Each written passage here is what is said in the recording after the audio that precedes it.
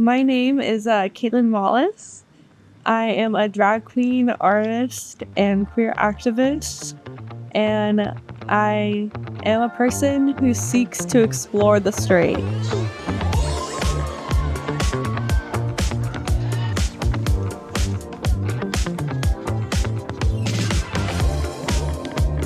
Daisies are bisexual? Yeah. What? What flowers aren't bisexual? Not many. Really? Most flowers are gay. Nice. Yeah. That's a good shot. Yeah, it was.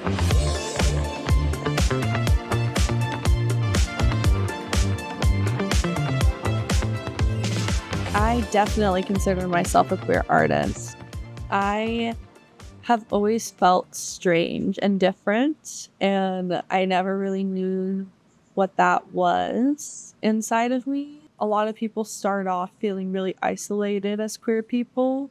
I only was able personally to really discover and know what it really means to be queer when I was actually around queer spaces and saw people just living their lives, and it's not really authentically represented in a lot of media. So I thought, how could we show what the process looks like of queerness and like that growth, that reflection over a lifetime?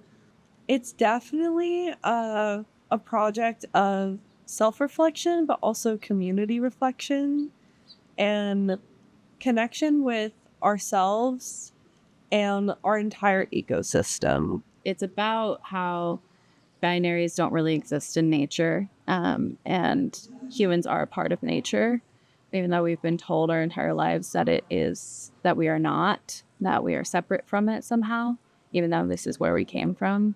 So it's really a coming home. We need to constantly be seeking ways to grow and explore ourselves. But heteronormativity just limits you to these binary boxes. I was in a botany course and they were very heteronormative when they were speaking about flowers as this is the male part of the flower, this is the female part of the flower. But it's really so much more fluid than that. I instantly clocked that queerness of flowers and was like, wait, I know what that is. I've been there. Now when I walk around, I see flowers and I think about my queer community in so many different ways. And like our environment is part of our queer community, and we cannot also as queer people who have experienced depression allow the oppression of our environmental spaces.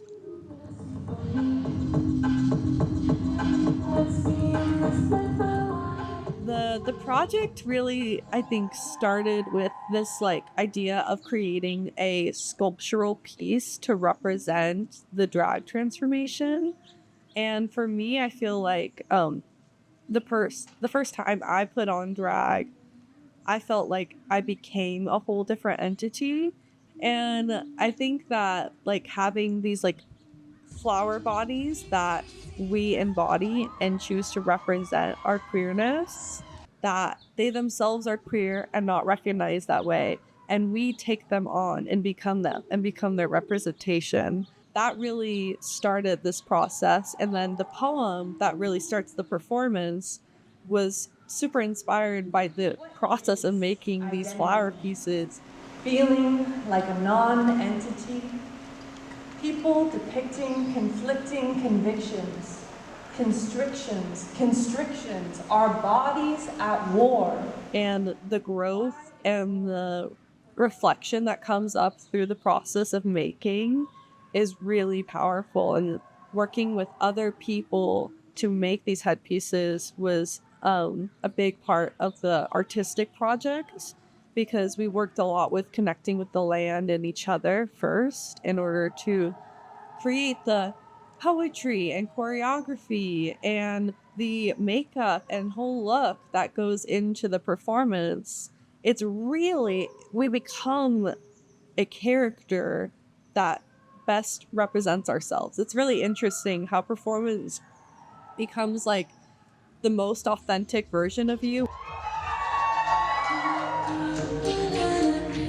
The process of the Garden of Life project It was a really long process that I wanted to focus on centering workshops that really built community, and that the actual like making of the headpieces ended up becoming less and less of a significant part, because although they are, I think, an important part in creating an embodiment of the flower and your gender representation, the actual like liberation work was with community, and with just these small conversations that would come up while working together would just make these connections that wouldn't necessarily happen in a day-to-day setting.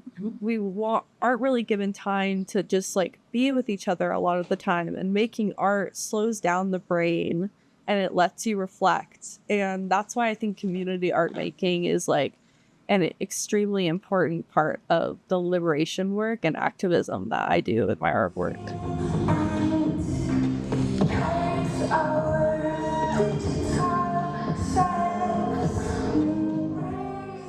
My character in this project is a flower, a rose specifically. If you've been to Little Giant Collective downtown, you might have seen them in their window. It says, "Give us bread, but give us roses too," which was a slogan for women within the Soviet Russia movement, of reminding people of like the invisible labor that women do, and the way that we need to consider the tenderness within the revolution, not just the pragmatic things.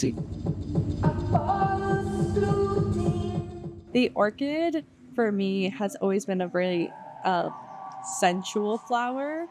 And I have always had, I feel like, these mixed feelings about being open about my sensuality in all aspects. It started, I think, with queerness, but then growing more into that, the empowerment aspect of sensuality was also something I struggled with a lot. Creating this look, I realized that my gender, I think, was assumed for me, and I never was given the question, what gender expression best represents you?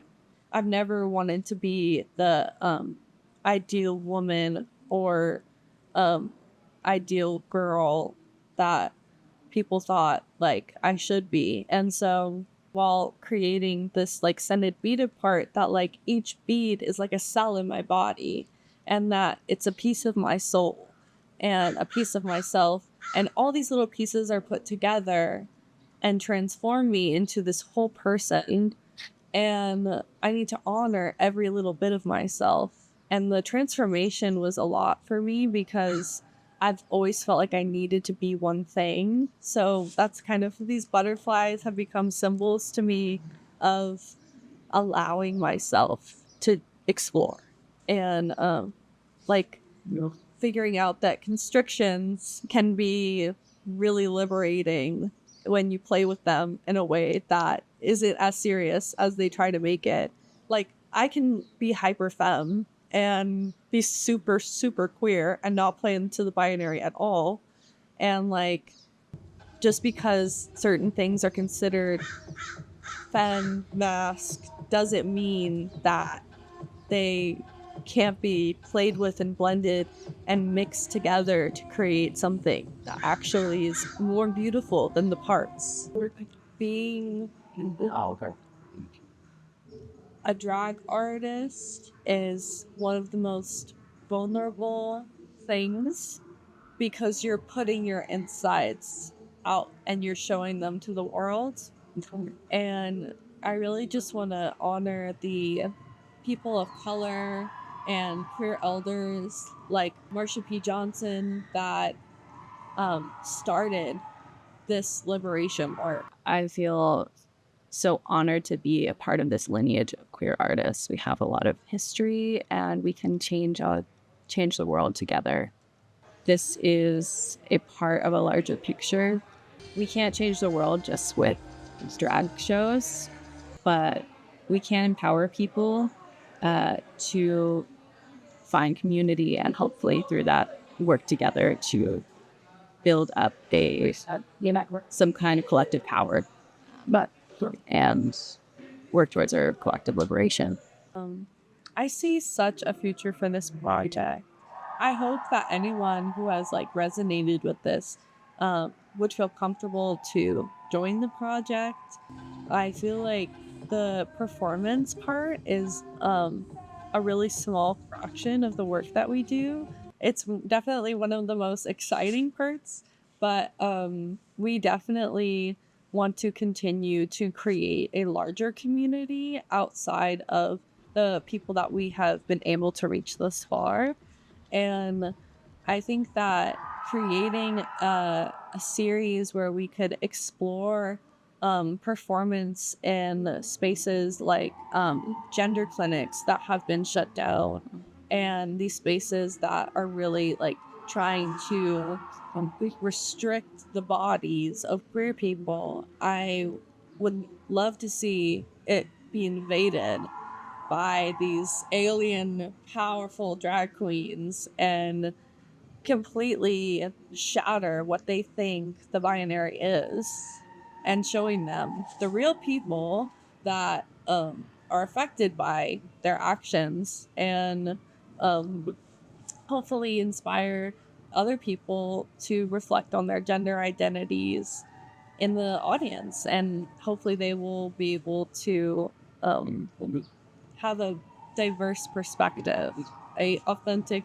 perspective of what the variety of gender identities can be out there.